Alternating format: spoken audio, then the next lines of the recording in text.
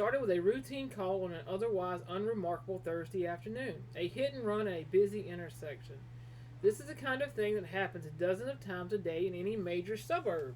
But on October 27th of 2022 in Macomb County, Michigan, this call was different. The abandoned truck at the scene held a dark secret. As officers started their investigation, they began to peel back the layers of a minor traffic accident, only to uncover something utterly depraved. A brutal home invasion, a life senselessly stolen, and a killer whose youth and cruelty would stun the entire community. This wasn't just a hit and run. It was the last desperate act in a horrifying crime, and it was just the beginning of the hunt for a cold-blooded killer. The call came in around 12:15 in the afternoon. A pickup truck that had smashed into a semi-truck near Common and Hayes roads, right on the border of Roseville and Warren.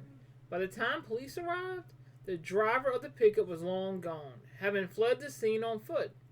At first, it looked like an open and shut case of a driver who panicked after a crash. But something just felt off. The truck, a blue 2003 Ford Ranger, seemed to have been driving erratically. As one officer did a routine check of the vehicle, he noticed something in the open truck bed, partially covered by a pile of blue bedsheets. He pulled back the fabric, and in that moment, the traffic accident became a homicide scene. The body of a woman was laying in the back of the truck. The investigation would soon reveal she was 66-year-old Gabrielle Seitz. The cause of her death was as brutal as it was personal. She had been strangled to death with one of her own shoelaces. Gabrielle Seitz was a 66-year-old woman from Roseville, and those who knew her described a person who was full of life. Her son, Justin Ullman, later told reporters she made people laugh. She liked to dance, sing, and everything. She was just a perfect mother, a perfect friend, a perfect sister to everyone that knew her. She was a vibrant soul, just living her life, completely unaware that a shadow was about to fall over her. Discovering her body wrapped in her own bedding in the back of her own truck spoke to a profound violation. This wasn't some random street crime. The killer had been in her home, in her most personal space. They had taken not just her life, but the very symbols of her comfort and safety, and used them to hide their monstrous acts. The medical examiner confirmed what the officers at the scene had feared. Gabrielle had died from strangulation. The ligature used was a simple shoelace. Prosecutors would later argue in court that for 3 to 5 agonizing minutes, the killer tightened the lace around her neck. As investigators worked to identify Gabrielle and tell her family the unimaginable, they had one burning question: who would do this and why? The answer, it turns out, would come sooner than anyone expected, all thanks to a critical and arrogant mistake made by the killer. As police proceeded to the crash scene, they fanned out, searching the area for anything the fleeing driver might have dropped. Not far from the abandoned Ford Ranger, they found it, a duffel bag, and inside that bag was the one piece of evidence that would blow the case wide open. It was a government-issued ID. The name on the card was Stephen Lee Freeman. He was only 19 years old. Suddenly, the police had a name and a face. They weren't chasing a ghost anymore. They were hunting a 19-year-old. This discovery flipped the investigation from a whodunit into a manhunt, but before they could track Freeman down, they needed to figure out exactly what happened in the hours leading up to that hit and run. They had to piece together the timeline of Gabrielle Seitz's final terrifying hours, and the key to the timeline was waiting for them, captured by the unblinking eye of a surveillance camera. Investigators quickly linked Gabriella's stolen truck back to her address. When they pulled the surveillance footage from her apartment complex, they saw him, Stephen Lee Freeman. The footage was chilling. At around 1:41 in the morning, long before the crash, the camera caught Freeman in the middle of a disturbing task. He makes 8 separate trips from Gabrielle's apartment to her truck, which was parked just outside. Each time he's carrying her belongings and loading them into the vehicle. On one of those trips, he's seen hauling a heavy body-sized object and placing it into the truck bed. The entire process took him only 12 minutes. It was frantic, yet focused effort to clear out the apartment and most horrifically to remove Gabriella's body. The final shot on the tape is of Freeman getting into the driver's seat of the Ford Ranger and pulling away into the darkness. But he made another strange mistake. He drove off without turning on the headlights. This footage was damning. It put Stephen Freeman at the victim's home in her vehicle just hours before she was found. Now investigators need to see the place where it all began, Gabriella's apartment. When the investigators' team entered her apartment on Utica Road, they found a scene that was both revealing and deeply unsettling. There were clear signs of a forced entry. The killer had climbed in through a bathroom window, but inside the apartment was surprisingly tidy. It was obvious that Freeman had tried to clean up after himself in a desperate attempt to erase any trace of his presence and the violence that had taken place. But he wasn't thorough enough. Investigators found crucial evidence that he'd missed. First, they saw that the bedding from her bed was gone. The blue sheets found partially covering her body in the truck were a perfect match. This was the undeniable link between the home invasion and the murder. But even more importantly, while Freeman had tried to wipe the place clean, he had failed. Forensic teams were able to lift his fingerprints from inside the home, and his DNA was found throughout the apartment, physically tying him to the scene of the crime. The full picture was now horrifically clear. Stephen Lee Freeman, a 19-year-old, had broken into the home of a woman he didn't even know. Prosecutors believe Gabrielle came home to find a stranger in her house and an altercation broke out, which ended with Freeman sexually assaulting her and then brutally strangling her to death. He then spent time trying to clean the scene before loading her body and her belongings into her own truck and drive away. Bag and was hitting it, heading southbound on Hayes, on this side of Hayes, on foot. Okay, so you just walked up. I have absolutely no idea what you're saying. Oh, no, I was talking to him. Okay. I don't know if I was like the first one to call, but picking my kids up, it just was sitting here, and then I noticed that truck had a little bit of smoke coming off of it, that student driver semi. And we were kind of stuck here in traffic, and the younger dude that was driving was getting down pretty good on foot going down Hayes. So when I called the dispatch, asked me for a plate number, and I recognized that the plate was way expired. Okay. Were you involved in this? Were you involved? No, go. Oh, hold on. Did you get in an accident? Yes. Okay, I need you to pull that further forward so it's on the curb, so it's not blocking the road, okay?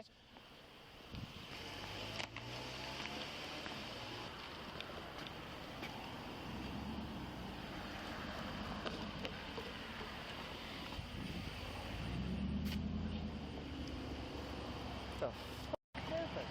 Did he say it?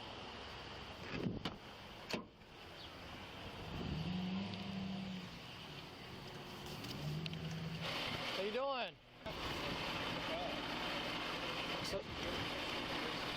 So what happened? Where were you guys at? So you were at... What street were you on? Okay, you were north-south. So Hayes. You were turning left onto Common Road. Okay, and what was that guy doing? Hold on. Where was that vehicle at? What road? So it was on this road, facing that way. Okay. So you guys turned. Was that vehicle just sitting there? Well, so what happened?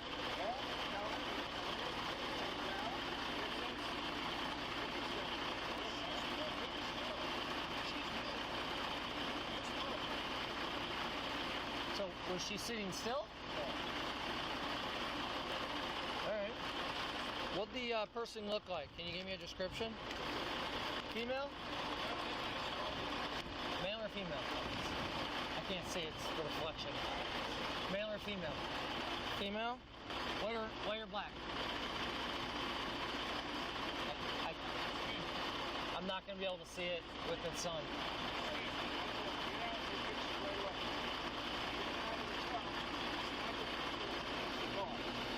Okay, what does she look like?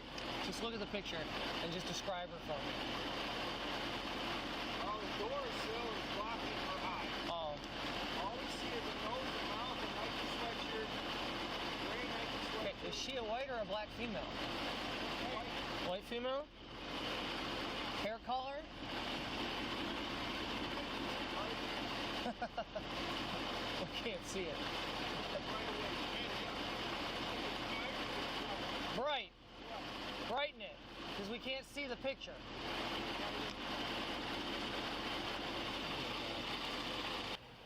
There's absolutely no damage because I hit the rear tire. That's hilarious. It hit the tire. It hit a tire. It's just got some marks on it. You got your ID? I guess since you're the driver of that, took off. Well, I see an very old tag on the plate, so I can guess. Yeah, well, whoever's driving it is a white female. Reddish hair, shoulder length, took off. Yeah, Gabzilla. Probably Gabzilla. That says on me. Yeah. You don't want me to do the impound for you? It don't matter. Hello. Hi. I was worried somebody hit my truck. No, you're okay. Did I do it? Nope, you're good. As much damage as on that thing, it hit the tire on the trailer. Really? And it like caused no damage to the tractor trailer. Was It that hit somebody else's car? Yeah, truck. They were turning and this car came flying up and hit the back end, hit the trailer of this truck. And then this person took off running. Yeah. Oh, they took off? Yeah. All right.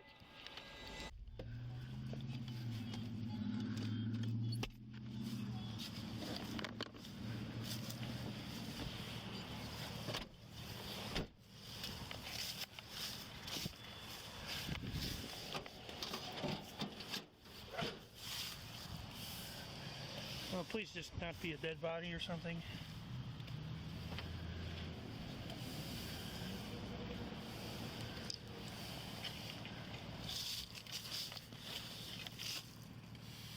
I was kidding. Hey, come here. I was just kidding. What?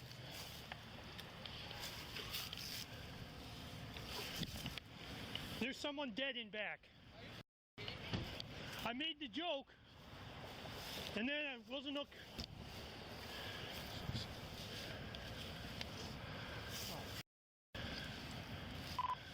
13 dispatch. There goes the explanation. Go ahead. Check that station 70, 71 down here right away.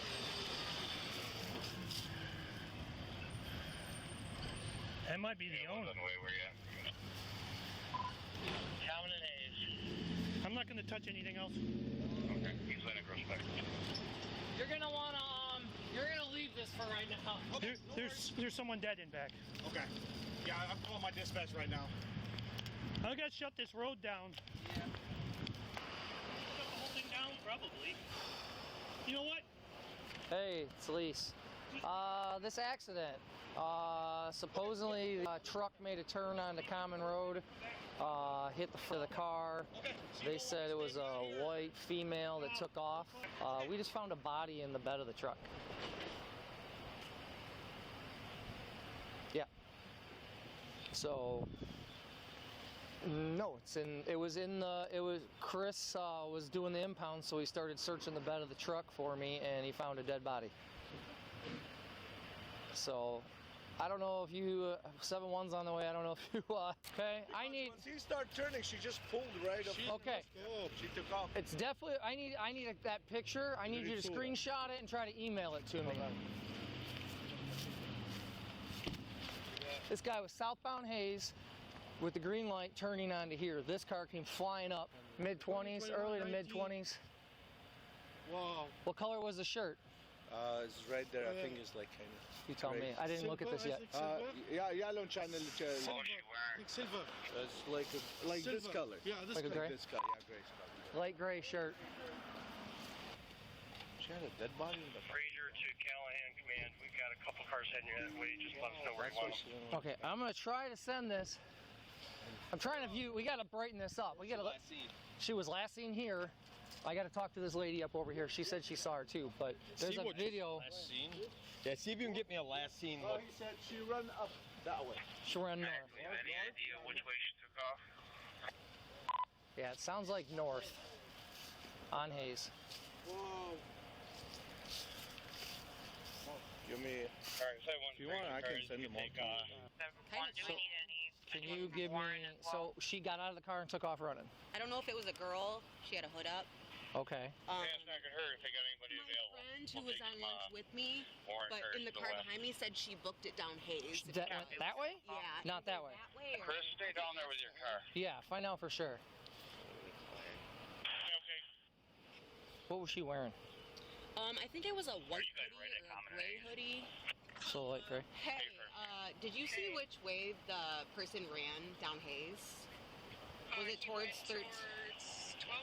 He went towards 12. Toward 12 mile, because the driver says she went that way. Oh, so they're saying Yeah, I'm it's at Martin and Hayes. Where do you want me? Because I sat at the light while he walked. He walked right past that parking lot. There's like a We're gonna need somebody to come up on Hayes here lot right there. and sit on us northbound Did you Hayes. see if it was a guy or a girl? It looks like a dude. Okay. Looked And he like a was- guy. Yeah, they were carrying like a Coney bag, like a Coney Island bag. 37 dispatch. I can post 13 Like, Hayes at the church. Any description, anything. Do you have anything else? Height, Evan? weight, approximate age. Do you believe it was a guy? A garbage bag of clothes out of his car. Start auto. I'm in 15. Where do you want me at? I'm 13. I'll come up to Hayes now. And you said he was carrying a Coney bag, like a, National Coney like Island a bag. food bag. Yeah. Okay. We got different we got different things here. They said it was a light gray hoodie. The hoodie was up and went that way. He says that way. Okay, now we're getting us Yeah. possibly could have went southbound as well. He did have So why don't we get somebody down at 12 mile? We'll get somebody up at 13 mile on Hayes. So give it a second. good. We'll stop. Head forth, nice little coffee spot. Still pushing. What time did you get out here, man? About A little after 12, like 12:15 maybe. 12:15. Okay. I think this came out at 12:09. I was going east on Common, and I was almost to Gross Spec, so I turned around and came right up. So fairly quick, but then Yeah, but you should know how to do this stuff.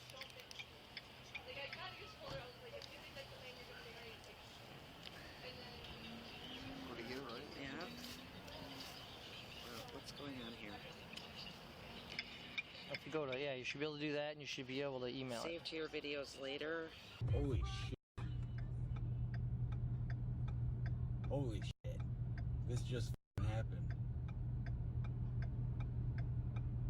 I don't know what's going on, but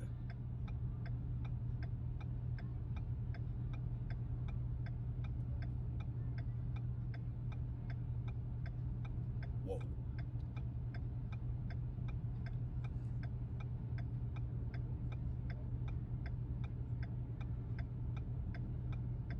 With a name, a face, video evidence, and forensic proof, a full-scale manhunt